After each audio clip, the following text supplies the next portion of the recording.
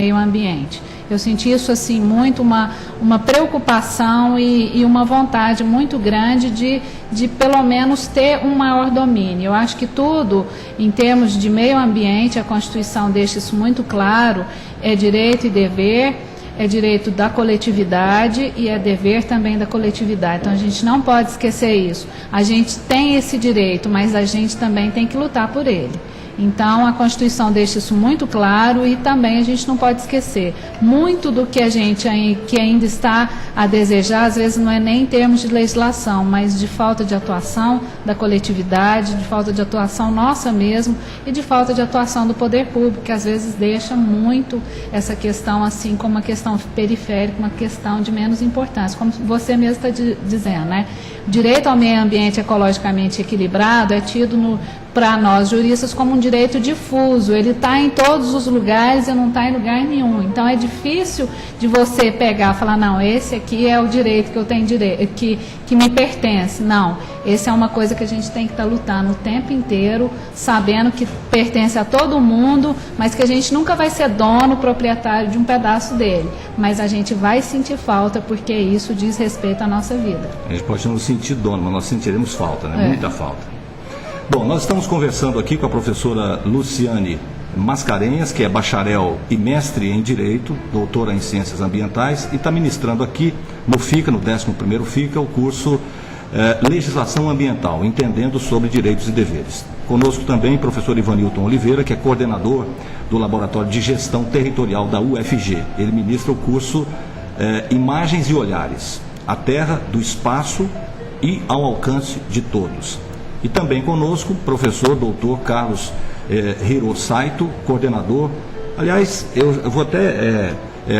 o senhor coordena o programa de pós-graduação em Ecologia da UNB e agora é diretor, corretor, é isso? Não. Está tudo errado. Está tudo errado. Eu não sou mais o coordenador porque eu assumi um cargo de diretoria na Pró-Reitoria de Pesquisa e Pós-Graduação.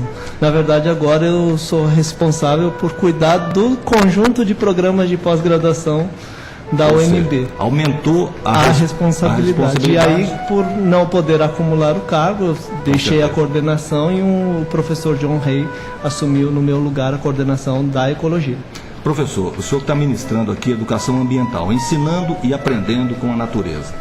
Aí eu vou pegar no mesmo ponto, né? Nós estamos, na sua opinião, como mestre, né, como professor, como pessoa que está em contato direto com aquele que tem a necessidade de aprender, o senhor acha que nós estamos já nesse nível, ou seja, de ensinar e aprender com a natureza? Nós estamos verdadeiramente nesse ponto ou não? E isso é que causa esse problema contínuo que parece sem solução, que é a degradação do planeta?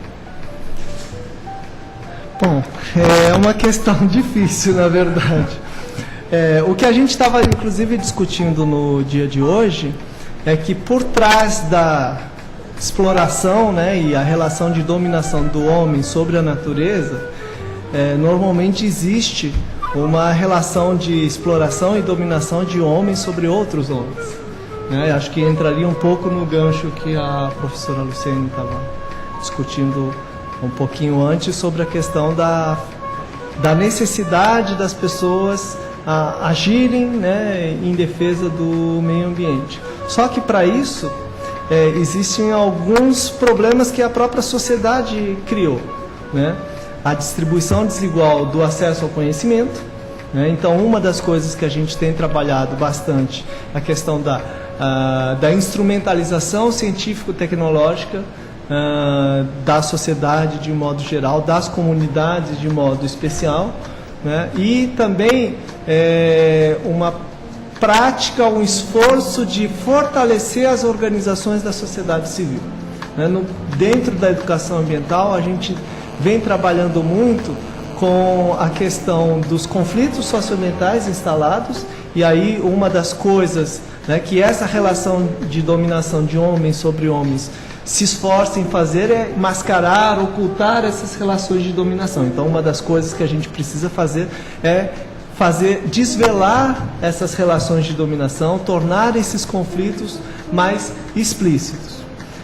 Por outro lado, a gente precisa contar com o domínio, né, do conhecimento científico e tecnológico para, inclusive, compreender como determinadas práticas sociais, econômicas, afetam o meio ambiente e a qualidade de vida dos seres humanos, ou seja, compreender o processo de impactação.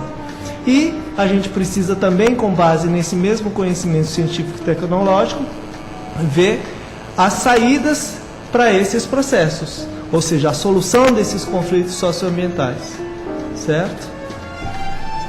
Pode atender o telefone. Não é o meu. O meu também não é, está desligado. Pode ser o da professora, mas pode atender, professora. Pode continuar. Para isso também existem demandas específicas que passam por fortalecer a organização das sociedades civis. Por exemplo, comitês de bacia hidrográfica, certo? É um instrumento que a nossa legislação, a Política Nacional de Recursos Hídricos, criou e que é tratado, né, ou apregoado como um mecanismo democrático, né, que procura descentralizar um pouco o poder decisório. No entanto, certo? A forma de participação nesses fóruns é extremamente desigual, né? Porque é desigual o acesso ao conhecimento. Então, a gente tem trabalhado na educação ambiental para fazer casar simultaneamente, né, a instrumentalização, o aumento do domínio do conhecimento científico e tecnológico e o aumento do poder de intervenção da sociedade nos processos, que a gente chama de empoderamento. Professor, eu estou aqui ouvindo atentamente a sua fala, né, e estou me lembrando de um trabalho que eu fiz recentemente para uma empresa que tem uma usina de energia, né? Ela fez uma barragem e está administrando essa barragem, gerando energia e tal.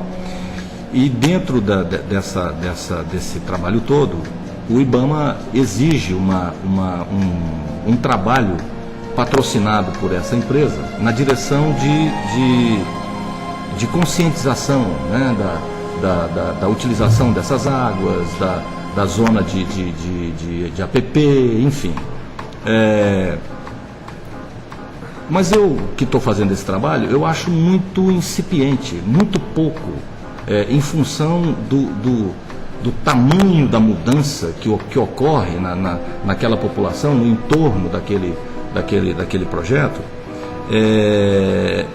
Mas eu não vejo nenhum interesse governamental em mudar essa situação. Ou seja, essas represas, talvez, outro dia alguém me falou que as represas já estão demodê, que eles vão cercar agora os rios e fazer pequenas intervenções, porque chegaram à conclusão, né? Chegaram à conclusão que essa intervenção não tão radical é muito menos nociva e tal. Mas eu desconfio que eles já sabiam disso desde Itaipu. Eu estou equivocado ou não? Acho que não. Veja bem, no caso específico do teu exemplo, a usina já está instalada. Com certeza. Né? E aí o projeto de educação ambiental vem a posteriori. Né? Então isso é uma das coisas para a gente analisar.